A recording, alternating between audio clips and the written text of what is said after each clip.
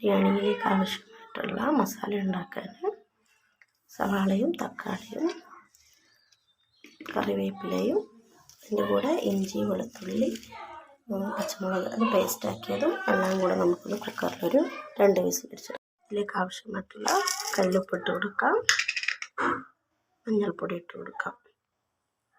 വെള്ളം ചേർക്കേണ്ടതില്ല. തക്കാളിയും ഉള്ളിയൊക്കെ വെന്ത് വരുമ്പോൾ വെള്ളം ഇറങ്ങും. ആ വെള്ളം മതി നമുക്ക്. വേറെ പൊടികളൊന്നും ചേർക്കണ്ട. ബാക്കി നമുക്കിത് വെന്തതിന് ശേഷം മസാലയാക്കി ഇട്ടെടുക്കുമ്പോൾ ചെയ്യും. ചിക്കനിലേക്ക് ആവശ്യമായ മഞ്ഞൾപ്പൊടി, മുളക് പൊടി, ഉപ്പ്, മല്ലിപ്പൊടി, കോൺഫ്ലവർ, ചിക്കൻ മസാല, ചെറുനാരങ്ങ നീര്, മസാല വറുത്തതിന് അരമണിക്കൂർ നേരമായിട്ട് വെച്ചേക്കാം. ഒന്ന് ചൂടാക്കി നമുക്ക് വറക്കാനുള്ള കണ്ടീഷൻ ഇട്ട് കൊടുക്കാം. നമ്മൾ കുക്കറിൽ വേഗം വെച്ചാൽ ഉള്ളിയും തക്കാളിയും ഒക്കെ നന്നായി വെന്ത് തുടങ്ങിയിട്ടുണ്ട്. നമുക്കിനി ചീനച്ചട്ടിയിലേക്ക് മാറ്റാം.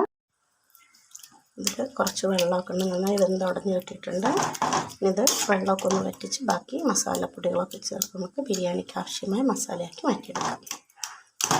വെള്ളമൊക്കെ ഒന്ന് വറ്റി തുടങ്ങിയിട്ട് നമുക്ക് വെള്ളമൊക്കെ വറ്റി തുടങ്ങിയിട്ടുണ്ട്. നമുക്ക് ഇതിലേക്ക് അരിഞ്ഞ് വെച്ചിരിക്കുന്ന മല്ലിയിലയും പുതിനയിലയും ചേർത്ത് കൊടുക്കാം. ഇതിലേക്ക് കാശ്മീരി മുളക് പൊടി, മല്ലിപ്പൊടി, ഗരം മസാല, ചിക്കൻ മസാല ഇത്രയും മസാലകളോട് ചേർത്ത് കൊടുക്കാം. കുരുമുളക് പൊടി ആവശ്യമുള്ളവർക്ക് ഈ സമയത്ത് അതും ചേർത്ത് കൊടുക്കാം. നന്നായി മിക്സ് ചെയ്യാം. മസാലക്ക് ആവശ്യമായ പുളിക്കുള്ള തൈര് 2 സ്പൂണ് തൈരോട് ചേർത്ത് കൊടുക്കാം. നന്നായി മിക്സ് ചെയ്യാം. നമ്മുടെ മസാല റെഡി ആയിട്ടുണ്ട്. ഇതിലേക്ക് നമുക്ക് പൊരിച്ച് വെച്ച ചിക്കൻ പീസോടെ ഇട്ട് കൊടുത്താൽ തീ ഓഫ് ചെയ്യാം. ഈ സമയത്ത് ഉപ്പും മസാലകളും പൊടിയും എരിവും ഒക്കെ പാകത്തിനാണോന്ന് നോക്കുക. എന്നിട്ട് മാത്രം ചിക്കൻ്റെ പീസുകളിലിട്ട് കൊടുക്കുക. ചിക്കനൊക്കെ അതിലേക്ക് ഇട്ടിട്ടുണ്ട്. നമുക്ക് നന്നായിട്ടൊന്ന് മസാല ഇളക്കി ഒഴിച്ച് വെക്കാം. നമുക്ക് ചോറ് ദമ്മിടാം. ചോറ് വെന്ത് തുടങ്ങിയിട്ടുണ്ട്. ബിരിയാണി ദമ്മിടുന്നതിലേക്ക് ആവശ്യമായ സവോള, ക്യാരറ്റ്, മുന്തിരി, അണ്ടിപ്പരിപ്പ് മസാലകളിൽ ഇത്രയും നമുക്ക്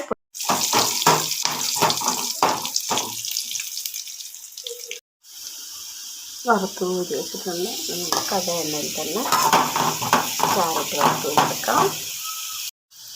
പിരിഞ്ഞ് വന്നിട്ടുണ്ട്. നമുക്കിത് കോരിയെടുക്കാം.